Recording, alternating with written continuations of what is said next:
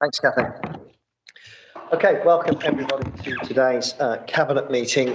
This Cabinet meeting originally should have taken place in September, of course. It has been moved to today because of the death of Queen Elizabeth II. So we're doing this agenda effectively a month after we otherwise would have been doing. Item 1 is notice of recording to advise you all that this meeting will be webcast for live and subsequent broadcast. If you wish to do so, anybody in the room can record or take photographs. Item 2 is apologies. I have had apologies from Andy Caldrick, Julie Griffin, but Paul Langford substituting. Seen in the room in actual fact. Dr. Justin Varney with nobody substituting for him that I can see either. Are there any other apologies? No? Okay. Declaration of interest. Anybody wish to declare an interest in respect of any of today's agenda items? No? Okay. Item 4 then is exempt information, and we have an exempt appendice in respect of item 14. Does anybody wish to raise anything on that exempt appendice? In which case we'll proceed with the agenda as set out. So item 5 is the full business case for the legacy development following the Commonwealth Games at Alexander Stadium in Perry Barr. The development of a full business case for the redevelopment of the stadium at Perry Barr was approved back in 2020, and the report in front of us today addresses the post-games legacy and the opportunities to maximise that legacy along with the surrounding parkland as part of the wider Perry Barr regeneration. Access to high-quality facilities for sport and recreation is an important facet of the future vision for the area of Perry Barr and the neighbouring wards. So this report presents the full business case for the legacy developments of the stadium and Perry Park following on from the Games. And they include a new dry leisure facility within the stadium complex, a new visitor centre and cafe located in Perry Park, new physical activity installations and external play facilities in the park, and the delivery of new pathways and cycle routes around the park. And the council is working very closely with Birmingham City University and other future tenants on the offering for both elite and community sports provision in the stadium complex. Just to reassure everybody, because I know some people will have this on their mind, this report secures and safeguards the future of Walsall Road allotments. I wouldn't want anybody to be any doubt about that. The full business case is attached at Appendix 1. And of course, the successful hosting of the 2022 Commonwealth Games has provided a worldwide platform for Birmingham to showcase the whole of the city and in particular the area of Perry Barr, and has provided a catalyst for the regeneration of that part of North Birmingham. The proposals in the report draw on the results of consultations with key stakeholders and the wider public, and those consultations will continue through the planning process.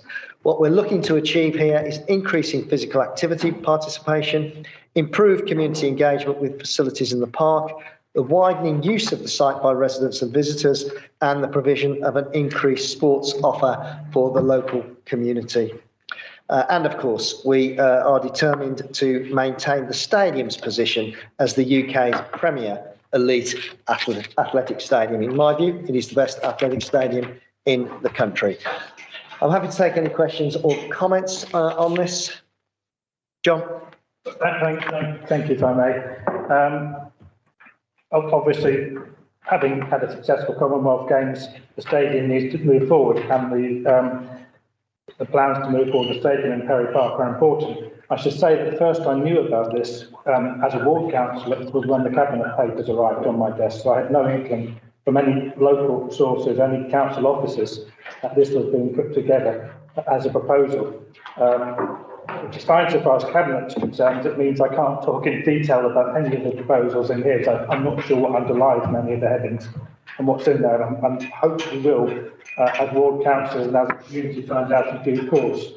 I will raise two, if you like, parish pump issues which arise out of the legacy and the restoration of the park and the stadium, because I think the anxiety in the local community is that the more that is spent, the more the green spaces in the park get eroded, and that's not just about now, that's about the historical development of the stadium. So the two key issues which need to be addressed. One is the restoration of the children's playground, in the park, which was taken out for the parking area. Now, according to this, the timescale for doing that is 23-24, and there was talk of much improved play facilities, which would be terrific. But the issue is that, of course, when you're a young child, a year, 12 months is a very long time, and these will have been out of action for about 2 years without any play facilities in the park. So I hope that could be brought forward and some kind of decent play facility could be restored quite soon.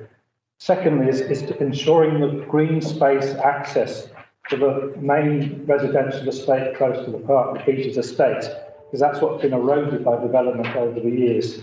And again, this comes down to what's described as master plan in this document. But if the trend of recent years and what's been done currently continues, there will be very little red green space access for that estate, which would be counterproductive towards everything that's wanting to be done. Because we want people to be able to, there's that nice canal there, we want people to be able to cross that canal, see green spaces, see facilities, and have a chance to exercise and enjoy open air in many different ways. There's a broader thing about this report which is quite interesting, and I think we're starting to see it reflected in other reports today, and that's Appendix 1 of Appendix 1, which is the analysis of people of influence in terms of this thing. And I found that quite disturbing, and people in the community looked at it and found it quite disturbing. It describes ward councillors as people of high interest and high influence.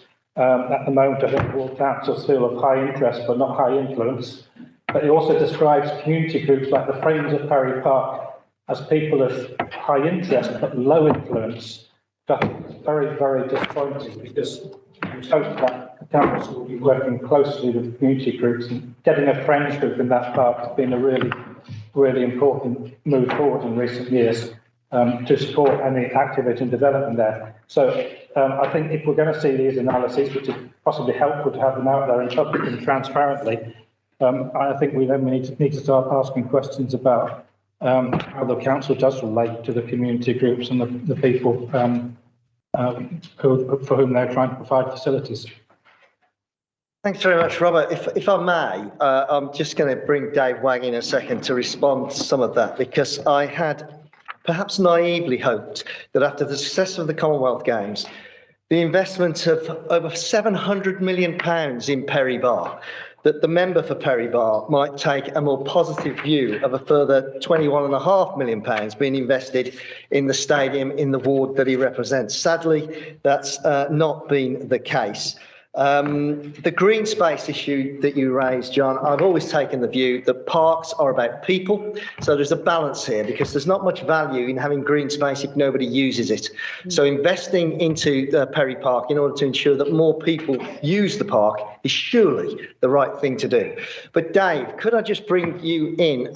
You're online in this meeting. Could I bring you in, Dave? Could you start off by addressing this issue about the engagement of the ward councillors, the disappointment that Councillor Hunt has expressed about councillors being described as high influence and of high interest, and if you could pick up this issue around the children's playground, please. Yeah, certainly, Leader. Thank you for bringing me in. Hopefully everybody can hear me. Yeah, I absolutely. If I could just pick up the play park issue first, and the children's play area. We have committed within our planning conditions and approval to replace and enhance the children's play park. However, it's absolutely critical that we put it in the right place within the park, and it fits within the overall design of the park as we move forward.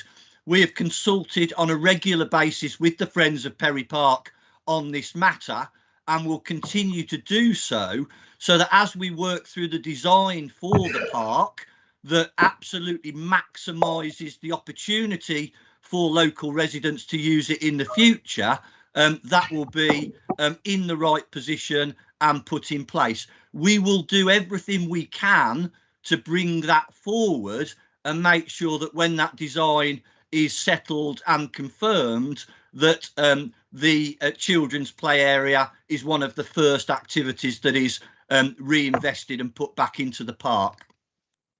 I can also pick up the access point, there are no plans currently at all to prevent any of the current accesses into the park area. So the residents at the top northern area coming from the local community, and that access into the park will be maintained at all times, and hopefully accesses at the top from the canal will also be enhanced and improved, joining in and connecting the cycle, the running and the walking loops that we envisage to incorporate within the park's design. So I can confirm that. I'd also like to say that throughout the process of delivering the stadium, and with respect, consultation and engagement has been at the forefront of the project team that I have led, in terms of making sure that residents, community organisations, partners and local ward councillors have been consulted on the process that we have taken. They have been invited to regular consultation and engagement sessions monthly throughout the process. The outline business case, which the full business case follows on from, we sat with ward councillors and took them through that outline business case back in 2020, and then have consulted on the plans for the park and the enhancements to the stadium since that date. I think it absolutely is perhaps an oversight and unfortunate that we have put the Friends of Park in that table as low influence. They clearly are not. The Friends of Perry Park are of significance to us. We are trying to work with them on a regular basis to enhance the joined up nature and the vision that the stadium and park becomes a destination, not just for international sporting events, but for the local community and all its users. And a number of the elements within this full business case have been highlighted directly through the conversations with the Friends of Perry Park. Thanks very much, Dave. John, you want to come back? Yeah, prior to the games, there was monthly consultation. Since the games, there's been nothing. It's actually almost 3 months ago. This is my point. So we don't know what underlies this, whether there's been changes in the proposals. And prior to the games, there was nothing concrete. We were discussing concepts around the future. We've seen various master plans for the park. That's the issue. As I said at the outset, I don't know what underlies some of these headings. I hope they're good, and I hope it works out very well. But at the moment, ward councillors and the Friends of Perry Park and community organisations don't know what underlies these proposals. Well, I don't agree with that, John. I think Dave Wagger's set out some exemplary efforts of engaging with the Friends of the Park, other stakeholders around the park, and indeed yourself and your colleague as ward councillors. I think part of the issue here might be how you approach these consultations. If you continue to take a negative view about what is investment that any other elected member on this council would absolutely scream out for, then I'm not surprised that you don't feel properly engaged. It's incredible to me that we've delivered an event that's got worldwide acclaim in your ward, primarily. The Blue Ribbon event, the athletics was there. It's led to record levels of investment in that ward, and you continue to take a negative view about it all. Robert. Thank you. And first of all, I'd just like to welcome the comments you said at the beginning about the Walsall Road allotments being safe. I think that's very welcome development as part of these future plans. Picking up the play area issue, and I can very much understand what Dave Wagg said about potentially finding a better location for it. But I do agree with Councillor Hunt that it's important that's brought back into place as quickly as possible, because obviously the children locally deserve to have a play area. So while it might need to move location, hopefully we can find a way of speeding that up. In terms of the overall plan, I mean, clearly when you look at it, and given the importance of the site, it's going to break down into two parts, isn't it? The park for leisure and the stadium and the wider stadium site for elite sports. And so it's really important that this plan protects that site for elite sport going forward. So just like to ask, what safeguarding are we putting in place in terms of the changes that are made to ensure that it doesn't either prevent future world-class events being held at the stadium or leave us with additional significant costs to convert things back to be able to host future events? And then the other question, similar really vein, around discussions that are happening with tenants to come in and provide additional sports, which is very welcome. And when you look at that list, hopefully some of them can be attracted in. But what thought has been given to around what costs might be needed to that? Is that a cost that's going to be beholden to the tenant that comes in, or is that already included within this budget, the cost of being able to put in those facilities required for those agreements to be made? Thank you. Thanks very much, Robert. We are determined that the stadium will, in the future, host elite events. Indeed, on the 11th of November, we'll be presenting our bid to the European Athletics Associations to host the European Athletics Championships in 2026, an event that's never taken place in the United Kingdom previously. But Dave, do you want to pick up on the specifics of the points that Robert has raised? Thank you, Leader. Yes, Councillor Alden, absolutely.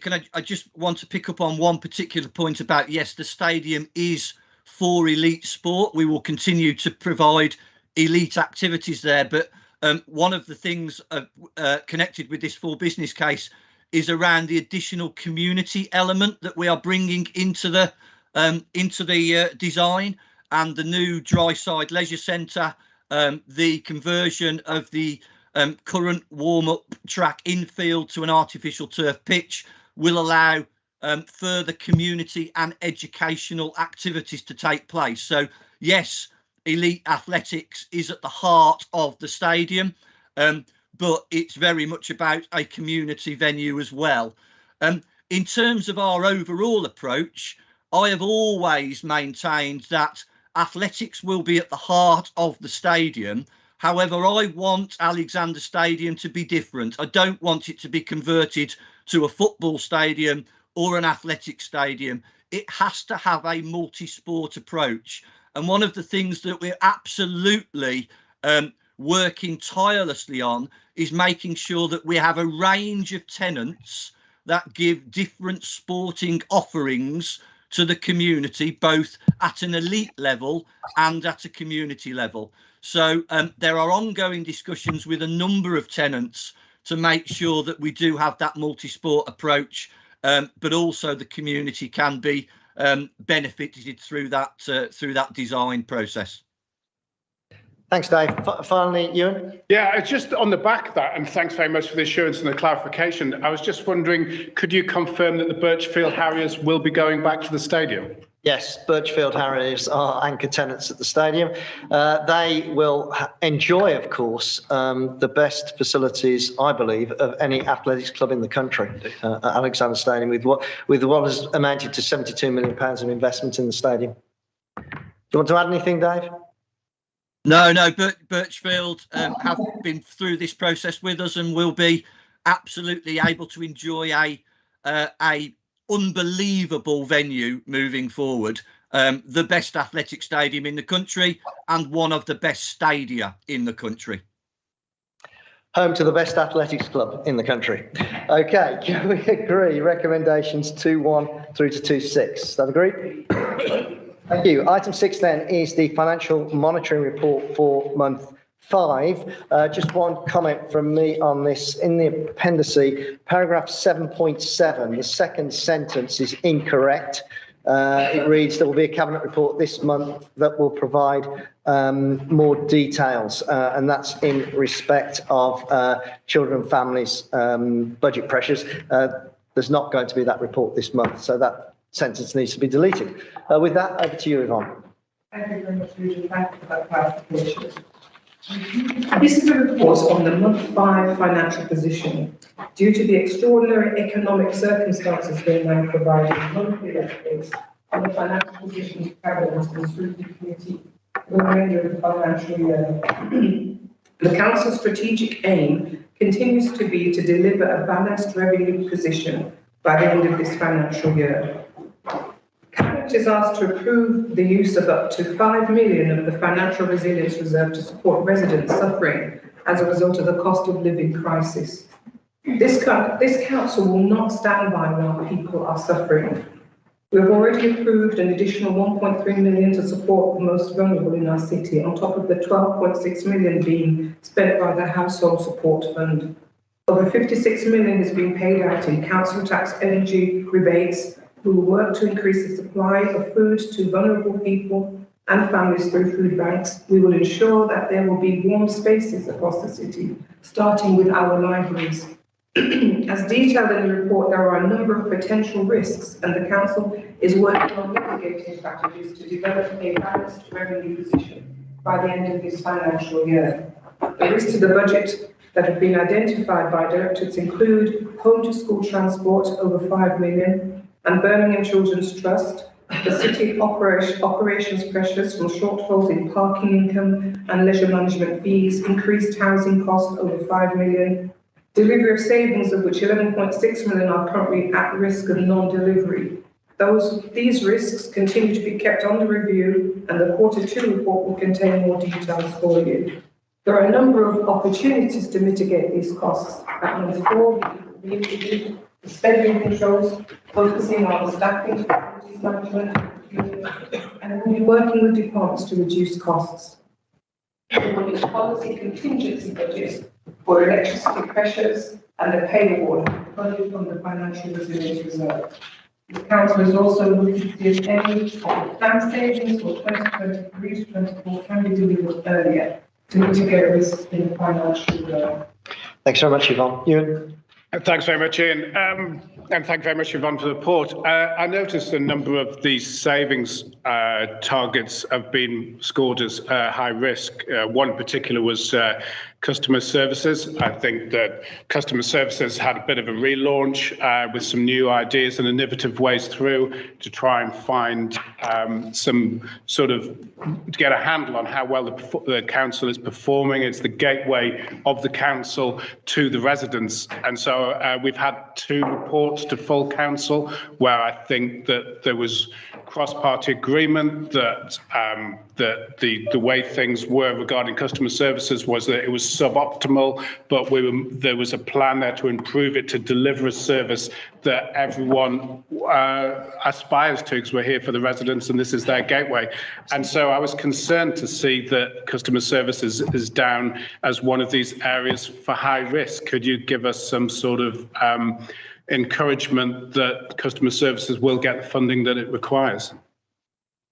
A second, John?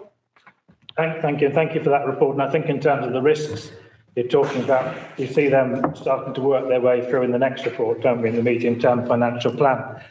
First, can I welcome the allocation of the £5 million for the cost of living crisis, but also question whether it's going to be enough and what is the plan? I think the phrasing is up to 5 million.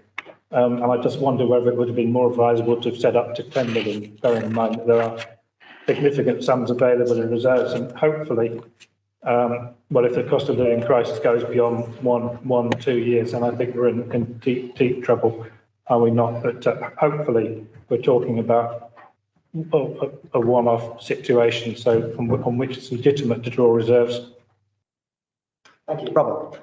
Thank you. Councillor Mackey's already picked up about the 49% of risks high or medium of not being delivered, so I won't touch further on that. But on 7.7 on the appendix, that report that Councillor Wood you mentioned is not going to happen this month now. When is that report going to come forward? Looking at 2.6, that highlights effectively that there's still ongoing issues with Oracle in terms of producing the proper information that's needed. So how certain are we of the current financial position, given that lack of data that's referred to in 2.6? And also, how much is this ongoing delay with the rollout costing the council? And then one final point, sorry. We normally would have at the November Cabinet meeting a full detailed report. So will that full detailed financial report cover the last 2 quarters with all the information, or will there still be cost centre information missing at that point? Okay, thank you. First of all, let me just answer John's question about the cost of living emergency and the £5 million that's on the subsequent report. Well, it's flagged in this monitoring report, the allocation from reserves, but the detail of how that is to be spent is on a subsequent report on today's agenda. I think this is of a scale that is so great, it is equivalent to the pandemic. And so 5 million, 10 million, you could argue both are not going to be adequate. The 5 million is the start that we are making. We need to see how this will roll out through this winter. I think it's going to be a very, very challenging time for many people across the city, and we'll no doubt have to review where we are on a regular basis. On the question that was asked by Ewan about customer services, I'm going to bring in Bridget. Sure. So customer services programme is fundamental sweep across the council, looking at everything that we do. Does it have a web presence? Can we automate it? Can we get you to self-serve if possible? And then what's our backup option if you're not able to do that? So it's very, very patchy, as we all know, across the council. The issue with the savings on this is that we know inherently that by automating things and making self-serve easier, we will be freeing up staff time. The problem is that very often those are thirds of people, quarters of people, and they're very hard to take the saving out of the service. So we're looking at other ways we can quantify that. Can we account for example, what that person is doing with their freed up extra day a week, against one of our other priorities and so on. But that is the issue with it. The programme itself is running fine. You can start to see the website rewrites coming through that we've worked on with customer panels. Bereavement services is a good example of that on the website. And there's a number of bits where we've really sharpened up our game.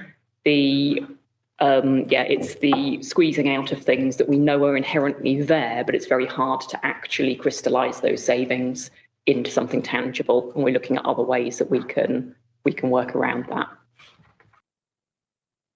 Thank you. And Robert, the questions you raised. First of all, the report that's referred to in paragraph 7.7, which is about the pressures in children's and families, the intention is to table that at Cabinet next month. So hopefully that will be coming forward. And then the questions you've asked about the current financial position, the delays around Oracle, and whether we'll have a report giving all the details on the last 2 quarters. I'm going to bring in the Strategic Director for Council Management, to answer those questions. Becky. Okay, so if we start with the stringent financial management, because obviously that we have very high standards in that. We always use the base systems for any of our forecasting anyway, because without the data in those base systems, the pound signs mean nothing. So if we take, for example, social care and the Eclipse system, that's what we use for our financial forecasting going forward. The Oracle, so that's no different, because that gives us caseloads, that gives us all the service data which tell the story for the pounds. It also holds all the commitments, the orders and everything else. So there's no weakness as such there. The bit that Oracle gives us is that ability for managers to self-serve so that they have a dashboard in front of them. It gives them much better ability to see the overview than they can get from their own systems. That's the bit that we're missing, and that's the bit that's being delayed. I think as goes to cost centre information, all cost centres have been loaded into Oracle and have been there since August. Okay, the reason that we haven't, and that was only a delay from the 1st of April because Finance asked to do a restructure of all the cost centres, which made absolute sense because it will give greater clarity to the budget managers who have to manage those cost centres. The next bit is obviously loading the actuals in from the original cost centre structure to the new cost centre structure. The only bit that's holding us up there is that there were amounts in suspense accounts in SAP that had never been allocated in SAP either. So it's going back through some of the history to get that one loaded on to be 100% correct on that. As goes the costs of the delay, there's no further costs in implementation of this because it is implemented. Where we've got further costs coming along is around re-engineering the business processes. Around that, we've still got some quite antiquated processes, manual processes within the services, and that's where we're putting investment into to bring those up to standard. Thank you. Anything you wish to add, Yvonne? No, thank you. Okay, thank you. And recommendations 2.1 through to 2.6, is that agreed? Thank you. Item 7 then is an update on the medium-term financial plan. So this report, as I've said, provides Cabinet with an update on that plan. It updates the assumptions used in the calculation of the medium-term financial plan in light of the current economic situation.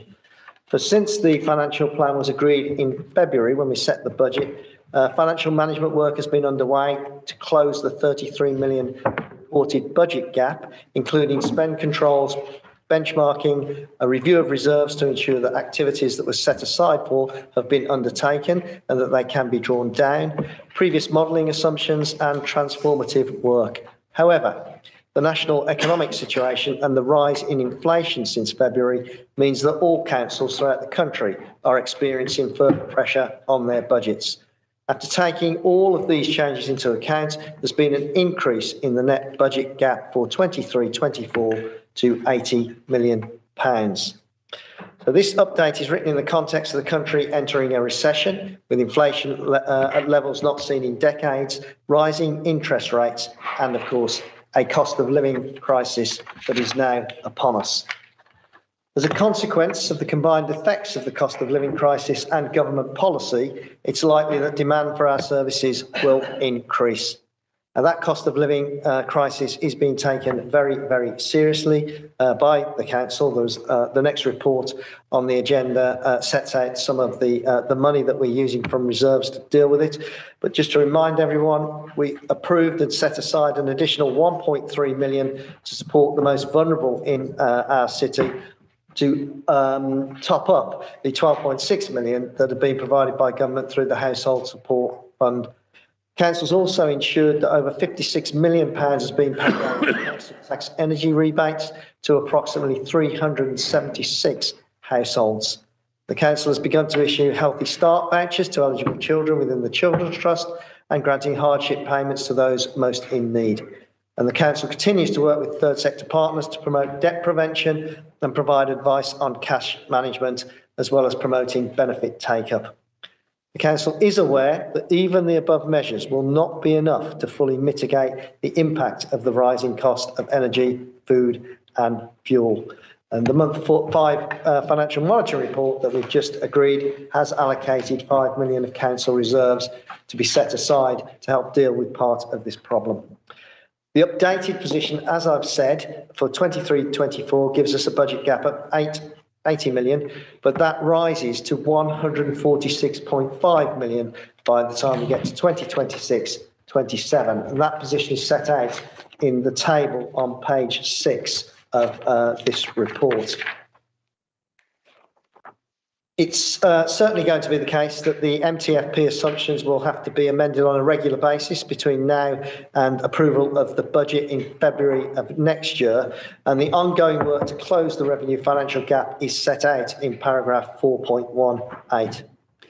I think, as we're all aware, there remains significant uncertainty in respect to public spending levels and the level of funding for local government going forward. Indeed, there are some worrying noises coming out of government about substantial cuts to public services in order to balance out the tax giveaway that's already been announced.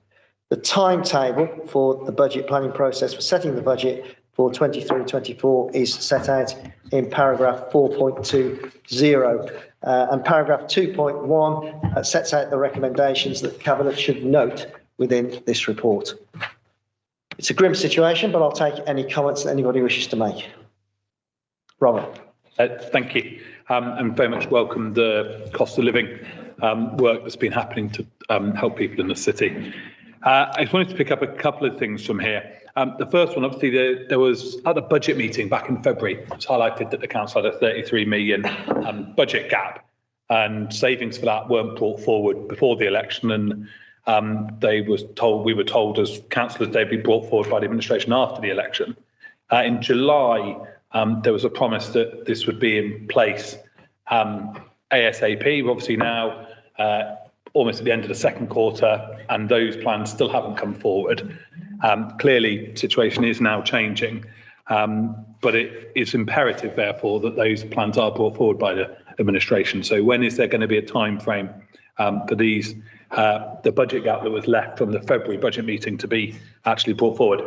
Then the other aspect is in the report, it talks about because of inflation and various issues, some of the savings proposals themselves aren't going to be taken forward at the moment, and they're being reviewed as part of the budget process at the end of the financial year. Clearly, some of the budget costs will have increased because of inflation, but delaying the saving worsens that, because if you delivered the saving, even if the cost was higher than it was originally proposed, it would still be lower than it currently is. So what is the logic for delaying some of the changes that the council voted on in February due to what they're now being said inflation, when that's going to worsen the impact of inflation, not improve it? Anyone else? John? If I may, just briefly, actually, I think I agree with most of what you said. The situation is very, very grim, and it looks like the government is not going to prioritise local government when it's already written cheques for all sorts of people in its spending plans. I suppose the question is, I think the question is, how is the council going to address the process of doing a budget next year? I think behind the scenes, clearly, officers and hopefully cabinet members are working very hard to look at what can be done. But then I think if we're going to move to a budget process early next year where £80 million has to be found, £140 million in the future, it could be starting to have a significant impact on services. And at that point, you have to really step up in terms of budget consultation with the public and start having those discussions about what we can and what we cannot do. I hope that's not necessary, and that means can be found. In fact, I hope that the Chancellor's autumn statement recognises the pressure and the necessity of local government as well. But if the council is left in the lurch, then we're going to have some very frank discussions with the public about the way forward. Thank you. I think that is correct, and that partly answers one of the questions raised by Robert Alden. We will be bringing forward proposals for how we're going to close out this gap imminently, because of the very need to go out to consult with residents across the city. Of course, where we intended to bring forward these or announce these measures earlier in the year, those plans have been overtaken by events with inflation at rates not seen for 30 years, and of course with the rising cost of energy and fuel, all makes this a very difficult situation to grapple with, and as I said earlier, it's to be hoped that the situation is not made worse by announcements that will be coming in the coming weeks by the government. Becky, is there anything you wish to add? No. Okay, in which case then can we agree recommendation 2.1? Thank you very much. Moving to item 8 then, which is the cost of living emergency programme. First of all, this is a decision that was not on the floor plan. It's an urgent decision because the announcement I made of the intention to declare a cost of living emergency, which was made on the 6th of September, which has led to the need to bring forward this report urgently in order that we can begin to mitigate some of the impacts. There are already over 300,000 people across Birmingham living in relative poverty, with many more highly exposed by this crisis. So we are today formally announcing a cost of living emergency in Birmingham. In the city, unemployment is running at 11.5%, which is twice the national average, and the rate of child poverty stands at approximately 43%, which equates to over 100,000 children in this city growing up in relative poverty. Every person in every part of Birmingham will be affected in some way or another by this crisis. The negative impacts of the rise in the cost of living are on a par with the pandemic and consequently require a pandemic level of response. That is why we are declaring a cost of living emergency, and we will be preparing the organisation for a rapid deployment of resources to assist individuals across the city. We've already announced, as I said earlier, an additional 1.3 million to support the most vulnerable and top up 12.6 million provided by the household support. And this report, following on from the budget monitoring report, outlines how a further 5 million from reserves will be spent to assist people through this coming winter. In addition to that, last week, alongside the Birmingham City Partnership Board, I wrote to the Prime Minister setting out a number of asks to national government to support citizens, communities and businesses across Birmingham. That includes improving access to financial information and support, a request to temporarily extend VAT relief for hospitality and non-essential retailers, asking the government to provide Ofgem with more power to strengthen regulation of the energy market, particularly for businesses, and calling on the government to provide targeted financial support for charities and voluntary organisations. I hope those appeals will not fall upon deaf ears. But as I've been saying, I think we're in for a grim time this winter, and that this £5 million that's outlined in this report will just be the start of a number of interventions by the government, by the council, and its partners here in Birmingham. John. Yeah, I think your comments there, Leader, and also the discussions you had on the other reports make it clear why doing nothing is not an option, given the scale of the crisis that's facing so many families and people in the city right now.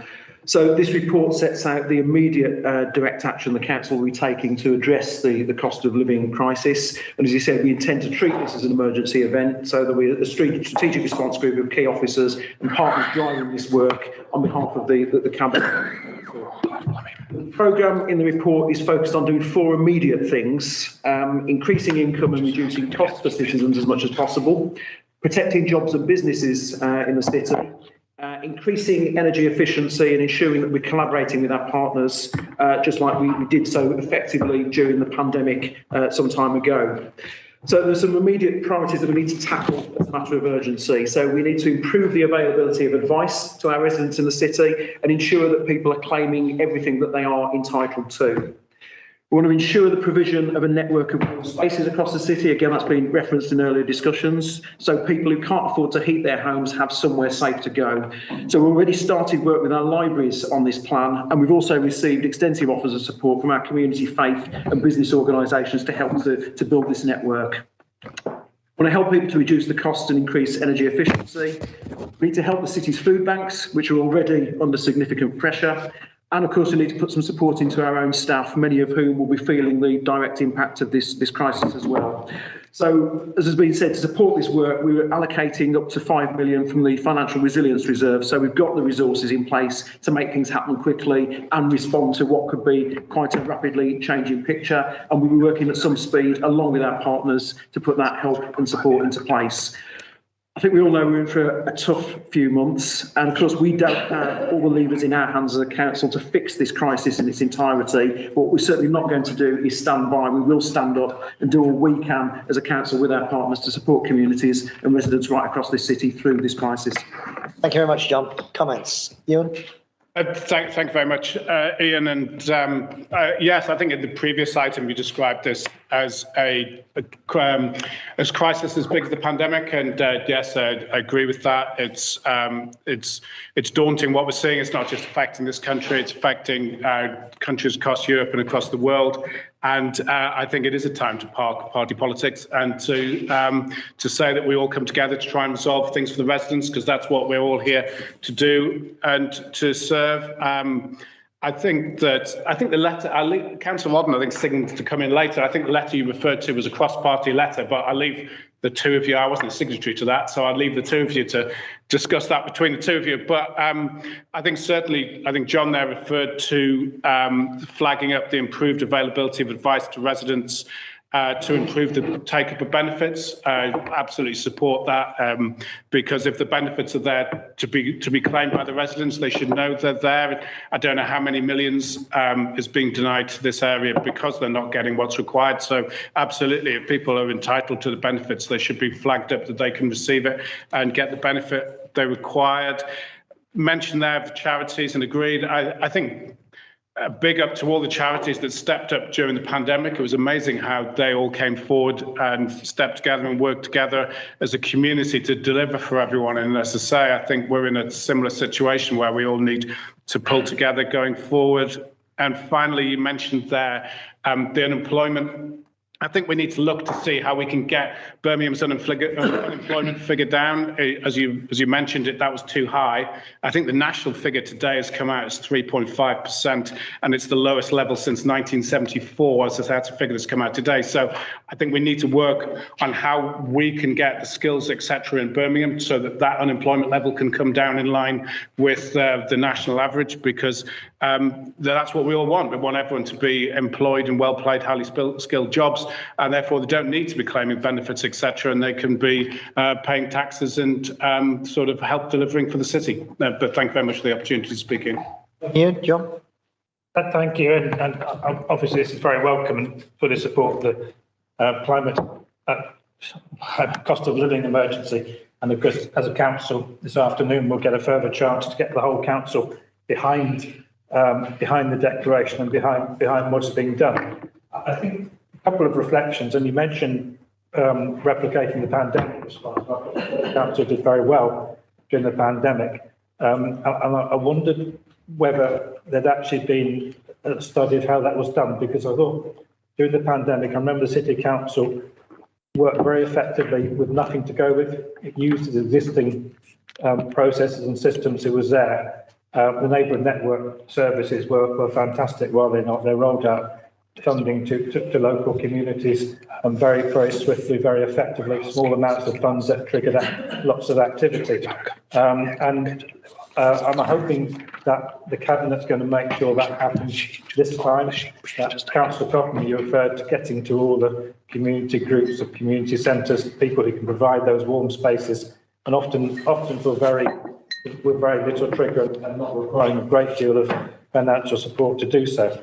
A second question is there's two Cabinet members listed on this report, Councillor Cotton and Councillor Mosquito, but clearly quite a few of you have a direct interest in this and how it happens. I wonder if you've got a Cabinet task force that you're setting up. You'd need Marion Khan on it, obviously Sharon Thompson and Karen McCarthy. Well, I know all head oversee directorates which really have very effective mechanisms for reaching out to those who are potentially going to be in hardship throughout the city. Thank you. Robert, yeah, I wonder whether you wanted to comment. Thank you. So look, the first point is just a technical point. Just on the reports for it not being on the forward plan, it isn't actually filled in completely. I'm not objecting to the report coming forward, but just for future reference, it hasn't got the details of the overview and scrutiny chair that's agreed it. In terms of the report, very much welcome it, as everyone else has mentioned. And as we said last month when we were very happy to support your declaration then, as we are now, the global position is just unlike anything we've ever seen in our lifetimes, with the war in Ukraine, with the supply, demand and shipping issues post-COVID. And sadly, that has placed this enormous strain on both the national economy and therefore on people's personal finances as well. So it is absolutely right that the council steps in much in the way they did during the COVID pandemic on a cross-party basis to try and support Birmingham residents.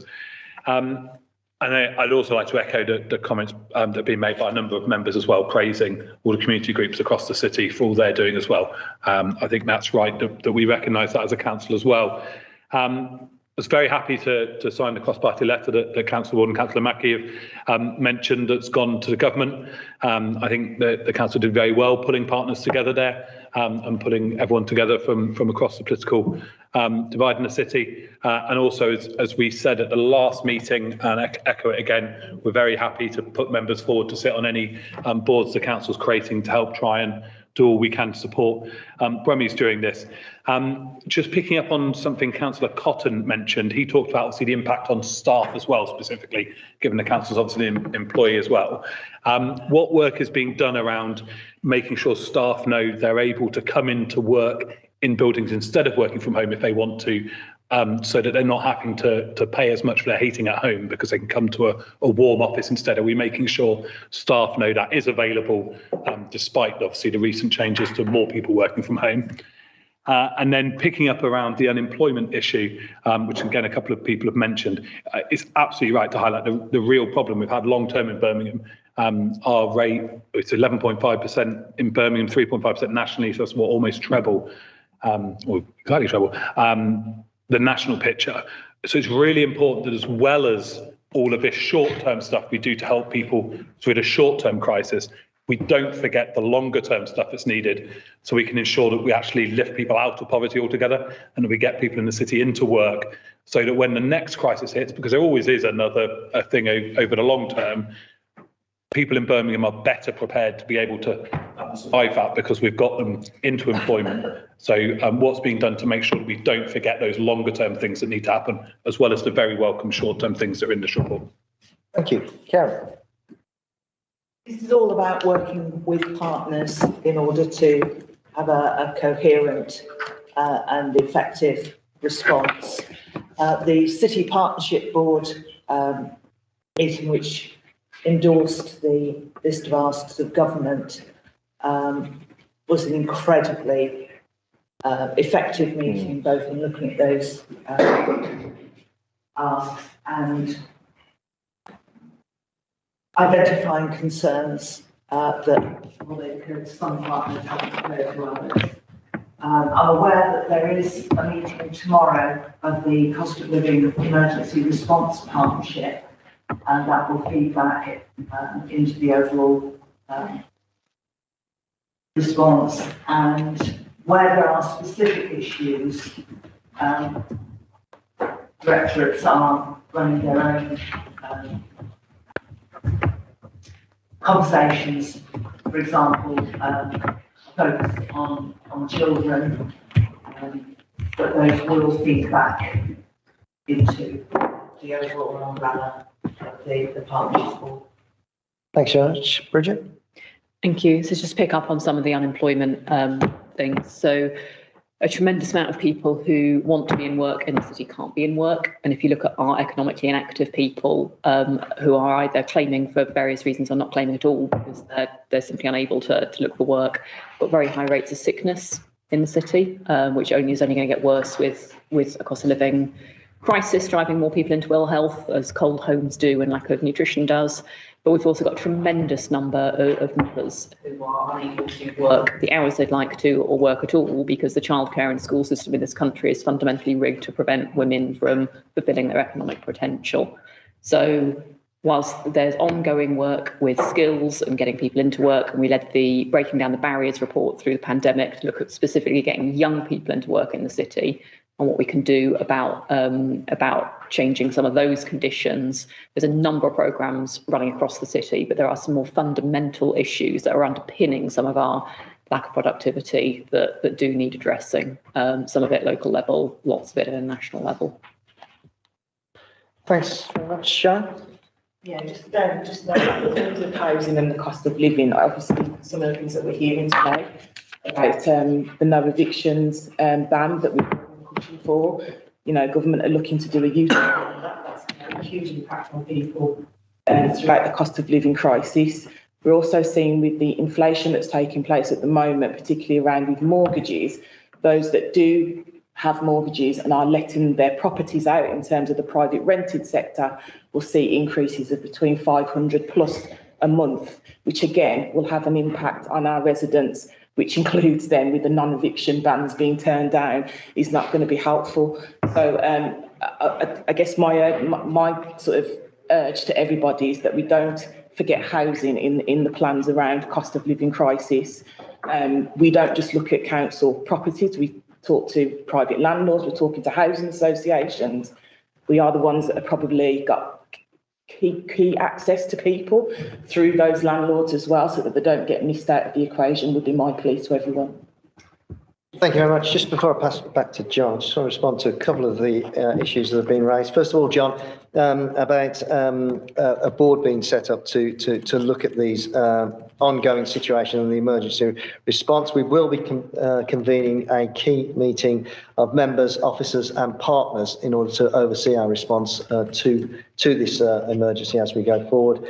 And then secondly, you and Robert, you both mentioned that this is an international situation, and that is very, very true. But I think we here are unique in having a government that's created a loss of market confidence in the United Kingdom that has made the whole situation far worse than it need have been.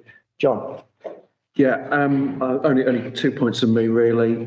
Firstly, I think it's really important to emphasise that this, whilst we're setting up this specific response to cost of living, as the contributions are made around the table and made very clear, this is something that the whole council has to be engaged with. And we know that this crisis will touch lives in so many different ways, whether it's housing, whether it's education, whether it's social care. So there's a collective responsibility here, which has clearly been driven by the board that you're referring to and the strategic response group that we put together of officers and the city partners. The other points, which was also made by colleagues, was around the importance of the wider community response to this. We absolutely need to be working with our community, voluntary sector partners, our faith organisations, just like we did in response to COVID. They were absolutely crucial to keeping this city safe during the pandemic, and I think will also play a crucial role in the front line of helping people through the cost of living crisis. So this is not about us doing something in a silo or different to, or separate from that activity. This is about us working together collaboratively as a city to support people through what is a very, very serious situation indeed. Thank you very much.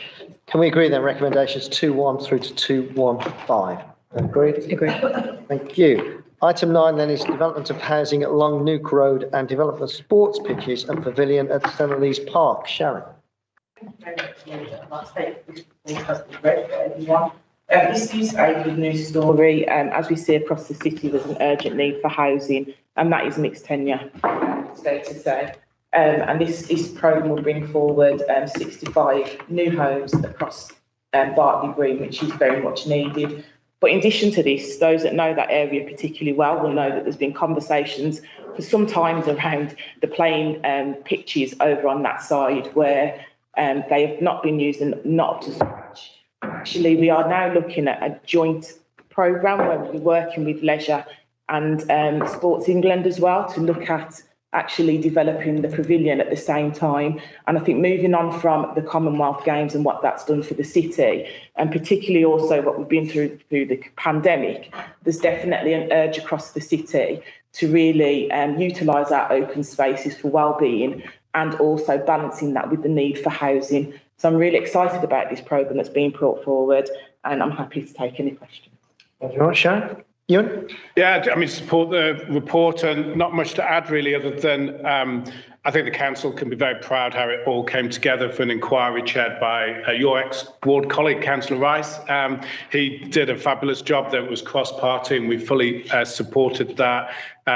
Seconded the motion that came to council, and part of the agreements on that motion was that the council would look to put some covenants on council properties so that family housing is desperately needed across the council, not just in this area. And so I was going to ask if any family homes that were built, if the council could put a covenant on it to stop them being converted so that they can remain as family homes and not be converted into an HMO or something like that, because family homes are in much short supply in this area, and there's something we agreed at full council. Thank you very much, Leader.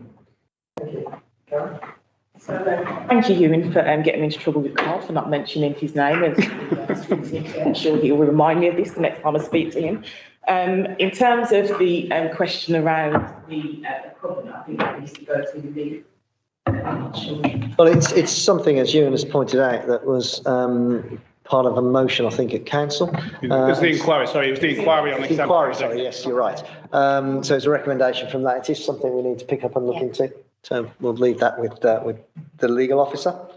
Can we agree then, recommendations 2.1 through to 2.11? Agreed? Thank you. Item 10 then is the adoption of Edgbaston Reservoir Master Plan as supplementary planning document. So the report provides an update on the outcomes of the public consultation undertaken on the draft Edgbaston Reservoir Master Plan. That consultation took place during the period from the 4th of March to the 15th of April this year, and the report seeks authority for the adoption of the final document, which is attached to Appendix 1 as a supplementary planning document.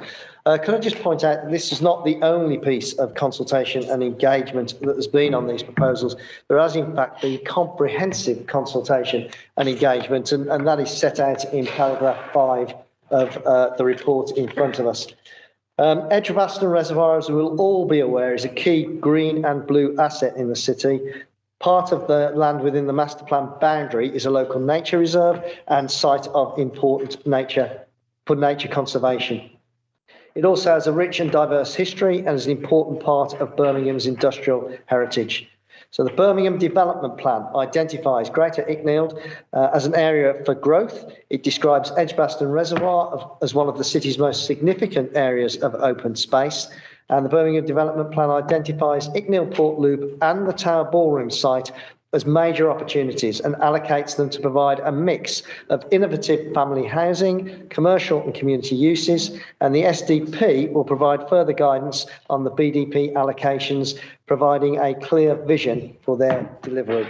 So the SDP document includes a vision to set out the council's aspiration for the reservoir, the development principles to provide planning guidance and advice to developers on matters covering activity, character, connectivity and sustainability, and delivery and management requirements to support a comprehensive partnership-based approach.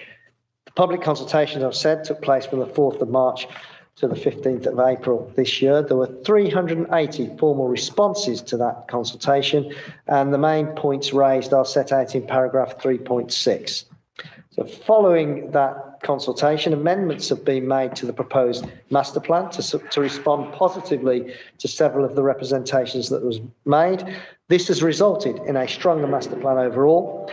And where representations that have requested changes to the master plan that have not been implemented, the consultation statement that's attached to Appendix 2 sets out the reasons behind those decisions. I would like to say that this document, I think, is an excellent piece of work. As I said, it's been the subject of several series of consultation and engagement with local community and stakeholders. I think what we now have in front of us is a quite excellent proposal for Edgbaston Reservoir that will safeguard those nature conservation areas and sites of significant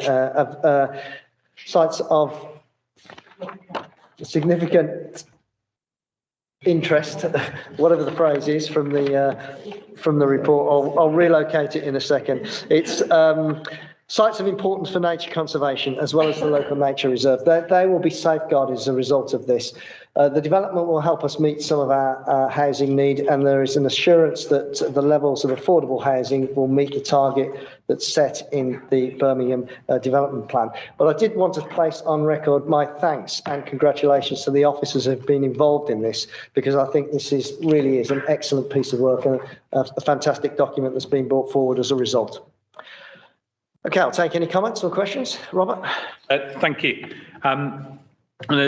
As the leaders mentioned, it's certainly been quite comprehensive. This consultation's done. So I just wanted to pick up a couple of points from the consultation document, because many of the comments put in by local residents have the final comment from the council against it, no change required. So effectively ignoring the issues raised. So I was hoping we can get some more information around the issues raised by local doctors around the infrastructure and lack of capacity for doctor surgeries for the new homes. What's going to be done to make sure that new provision is provided before the homes are built so that it doesn't provide an additional strain on local doctor surgeries? In terms of the design of the properties, clearly the local area around the reservoir has a number of historic buildings and would be described as a mature suburb, I think, in terms of the council's planning definition. So the holding pictures, for want of a better word, in the document obviously are of very modern nature. So is anything being done in terms of when the final plans come forward to bring them into keeping with the surrounding properties to the site? Some issues are raised in here about wanting more protections for the nature reserve and the reservoir. So how's that being dealt with in the plan? Because the proposed changes, there's no change required. And then bizarrely, something I've never seen on a consultation before, I don't think, there's a lot of residents who've written in complaining about the introduction. And so what's the logic for not amending the introduction as per the requests from residents? Because again, it just says no change required. Thank you. Anybody else? Sharon? Yeah, so obviously gas and reservoir. The water sits in my ward and the development site sits in Ladywood, so this does affect the area that I represent. And I think he underestimated the level of engagement that did take place, because I know that you personally met with some of those groups. And we set up a separate group which Rebecca led on, which was with engagement with local people. A master plan has been talked about on this side for like a decade. So I'm hoping it's finally come forward, and it does need to reach the balance. But what I do want to acknowledge is the changes that have been made. The first time we had a draft of this master plan, it had housing on the park, Osler Park, and residents campaigned against that, and we've moved, and it's been moved. So it demonstrates that something that we did listen.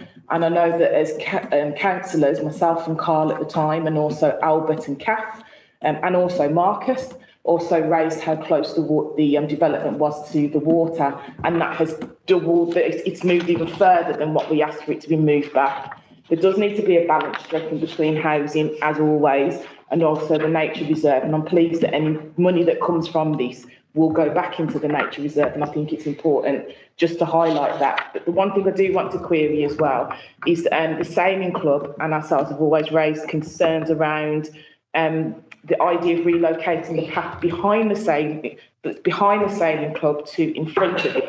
And I think there's concerns about how close that will be for people if their children are running off towards the water. So I think that's the only one thing, but I am asking that you can actually go away and look at and also consider. Thank you very much. If there's nothing further then, I'm going to bring in Simon to comment on the issue around doctor's surgery. Properties being in keeping with the local area, of course, will be a planning consideration in due course.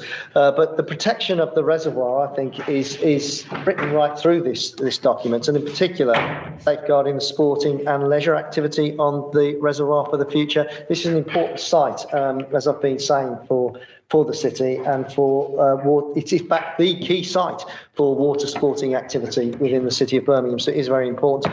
The comments around the forward, I've just reread the forward in this document, and although I can't locate the comment that the forward should be rewritten, I can see no reason, having reread it, why I would rewrite that particular forward. But let me bring Simon and Becky Farr in. Yeah, thank you, Leader. I think just as well about to emphasise the point about consultation, we had a further event on the 4th of October where we met key stakeholders to take them through the changes in the master plan in response to their comments. Taking on board, and President Thompson has highlighted a few of them, not only about the building in its surrounding context on there. So I'll just hand over to Becky just to talk about the position about the doctors. So as with any development in the city and with the city growth agenda, we work directly with the Health and Wellbeing Board about provision for medical facilities, doctors' surgeries, and we are, as with any development, engaging with them about what the requirements will be, and to consult with them regularly about how we meet needs across the city.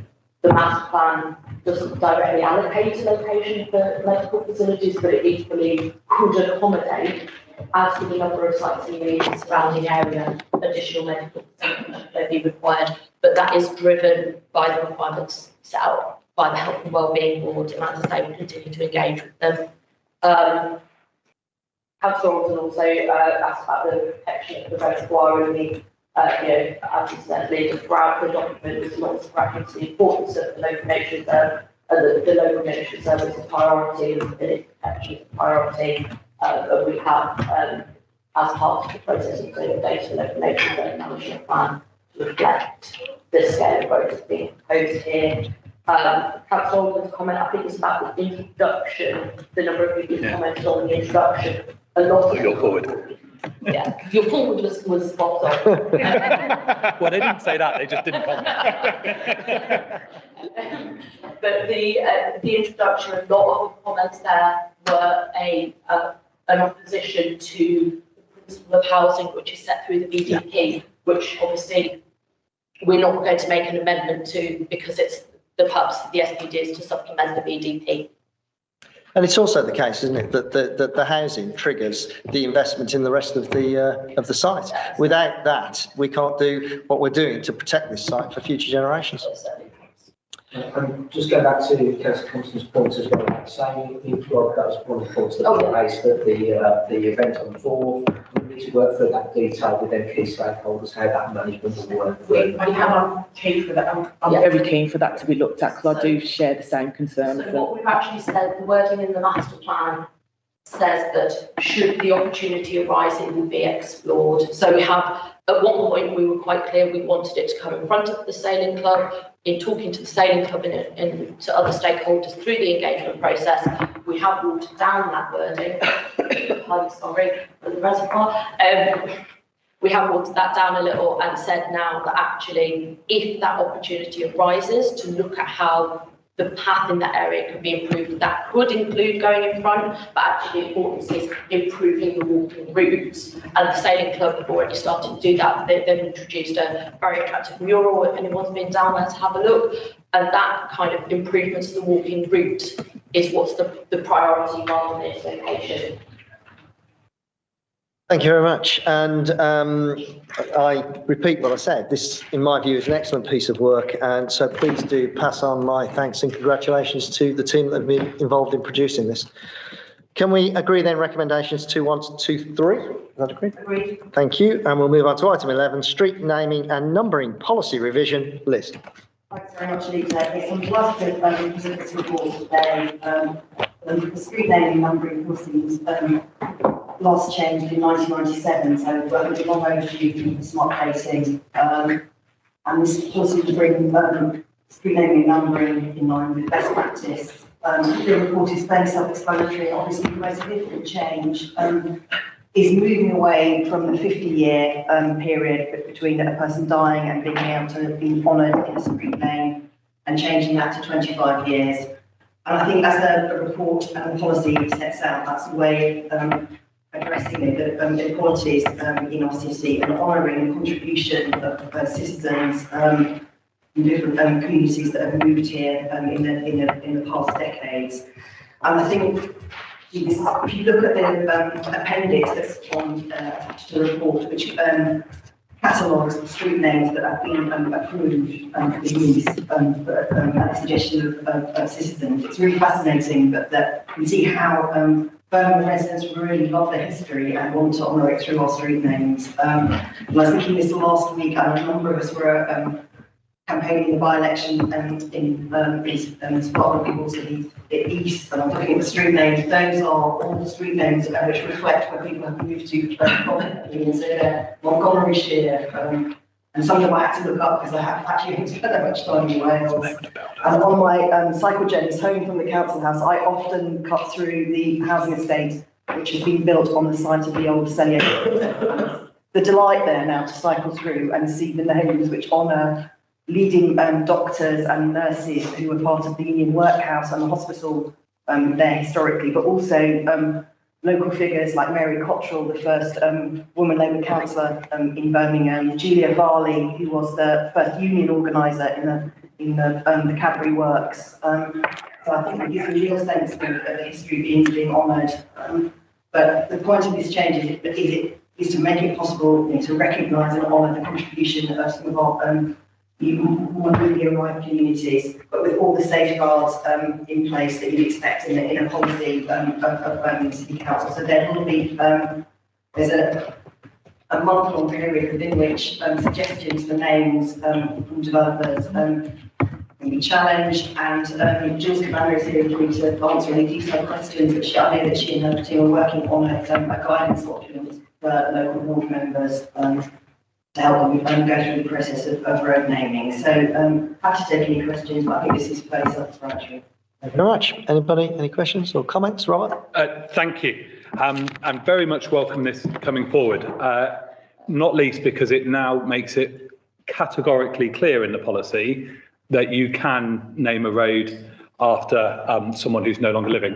And I say that's welcome because in the last few years, we have had tremendous difficulty getting the council to approve names that reflected people who made significant contributions to the city or nationally and who had a connection to Edmonton. So, for instance, originally when we put forward a Wilberforce Way, William Wilberforce. That was refused by the council, and it took a lot of pressure to be able to get that changed. The same with Margaret Pugh. She was the first female councillor for Edmonton elected, first Conservative councillor who was a woman before the first Labour councillor.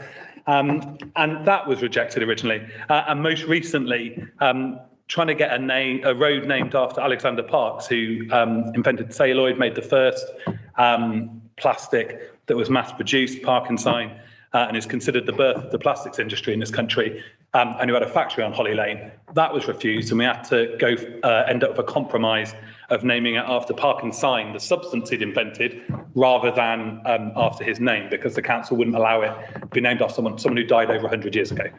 So I really welcome the fact it's categorically in there now that we will recognise, as the city always did in the past, as you say, when you drive round parts in the city, you can see those people who made massive contributions to the city highlighted in road names. I also welcome in 4.21 making it really clear that this work should be done in with local councillors.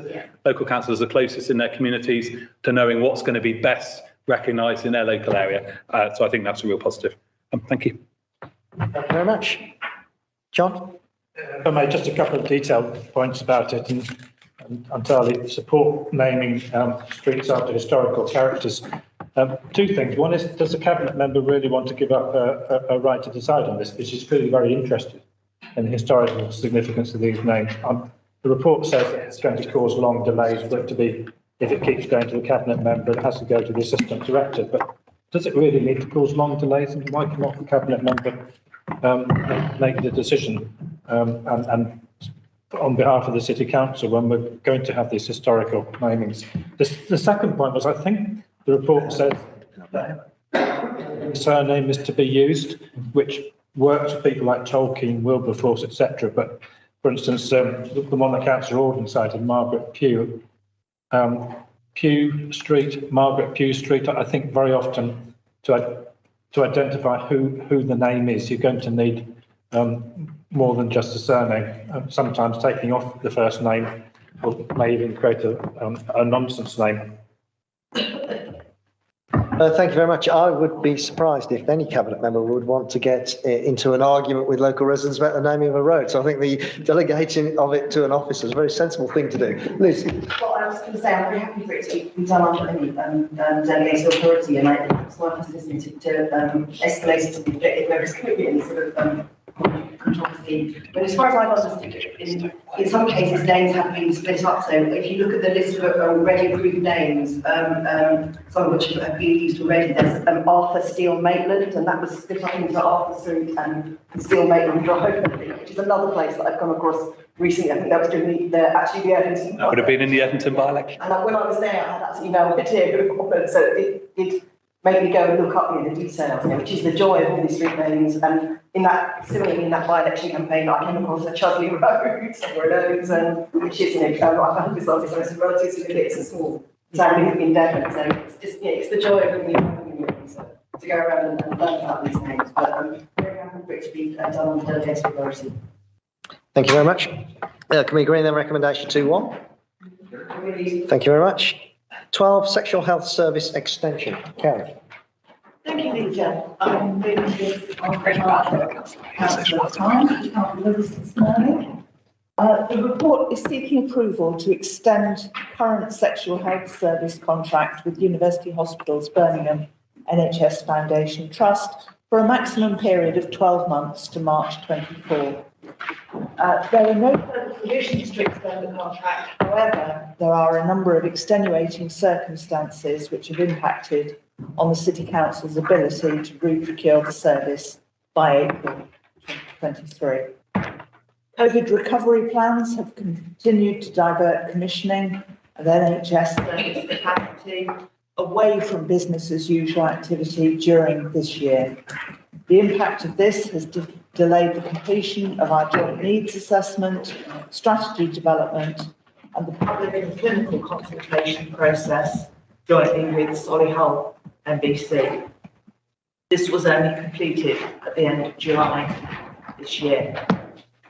Birmingham and Solihull councils have historically jointly commissioned the service, and this partnership approach has been confirmed as part of the local integrated care system arrangements.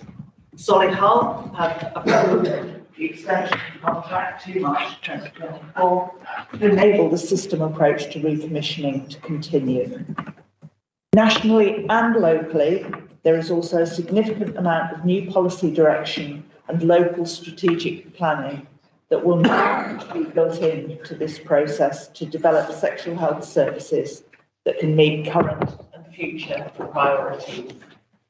These include the Birmingham and Solihull Sexual Health Needs Assessment 2021, the draft Sexual Health Strategy for 2023 to 2030, which is a joint strategy for Birmingham and Solihull, Towards Zero, the HIV Action Plan for England, which is a 2022 to 2025 plan, the Women's Health Strategy for England, which was published in July this year, and the proposed National Sexual and Reproductive Health Strategy and Action Plan to be published during this year.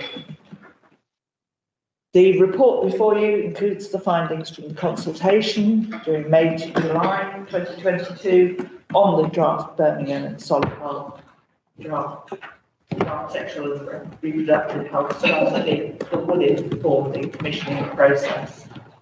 The report includes the timeline for the commissioning of this service. There is a table of the proposed dates.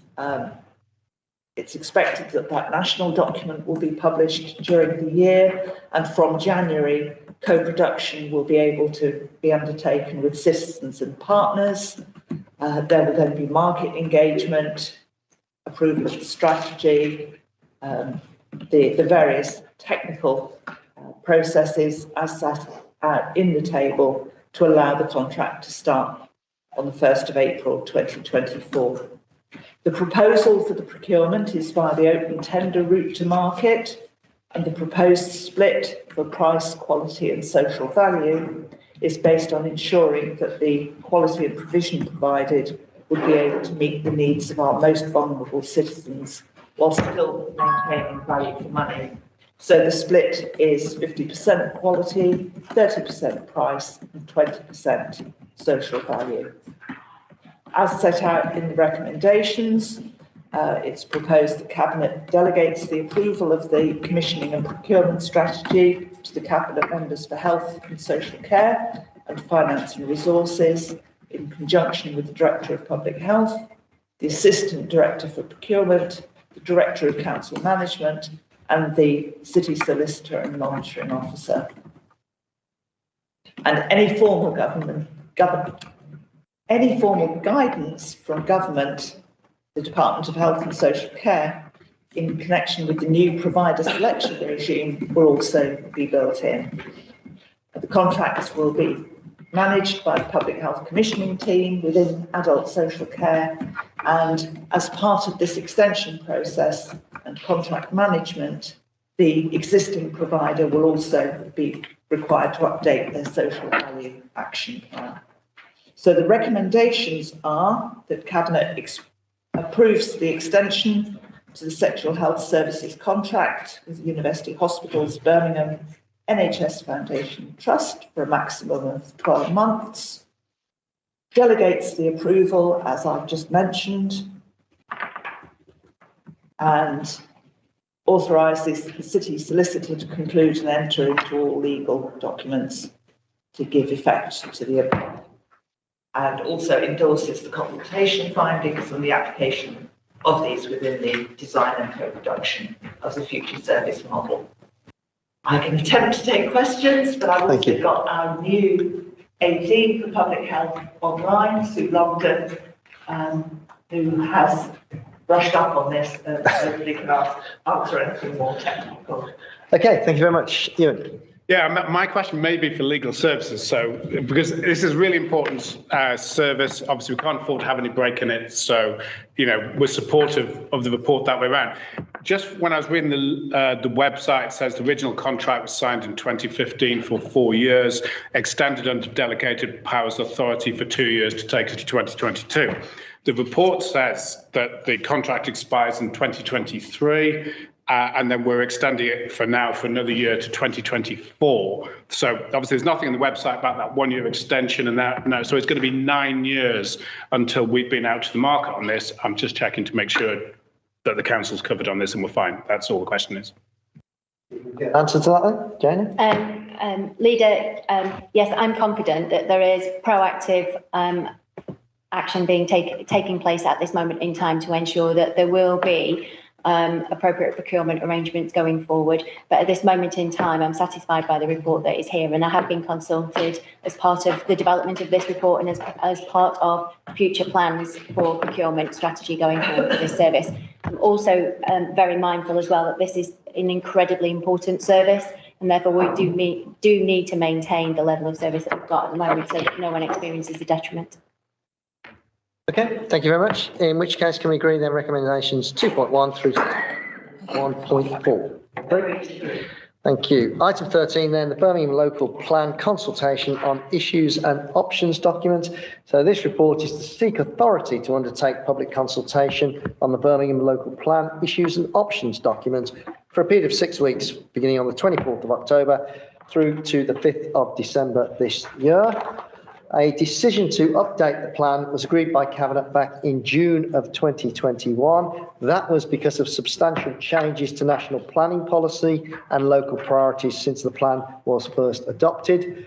The Birmingham Local Plan will be the statutory planning framework for the whole of the city and will guide planning decisions on all development and regeneration activity up to 2042.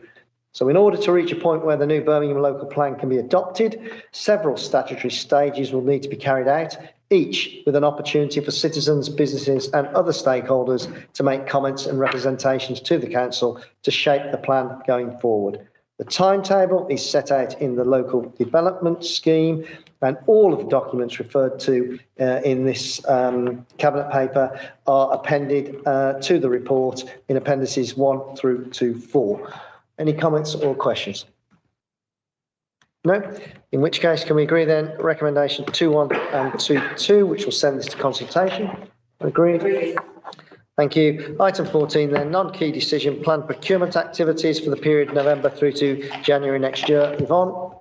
Thank you, Leader. This report provides details of the planned procurement activities for the period November 2022 to January 2023, which are not key decisions. And all contractual decisions made on the previous I ask the Cabinet to agree the recommendations. Thank you. Robert? Thank you. Just on the pre-employment checks, it mentions in it DBSs, but is that also going to cover the DBS's checks of any contractors working within services? So is it covering all people who may be brought in to do work in it, not just direct employees? Well, I can find out. Okay. I'll give you a written response to that, if that's acceptable. Okay, in which case can we agree recommendation 2.1 and 2.2? Agreed? Agreed. Thank you. Does anybody have any other urgent business? If not, I'll see you all this afternoon in the council meeting. Thank you.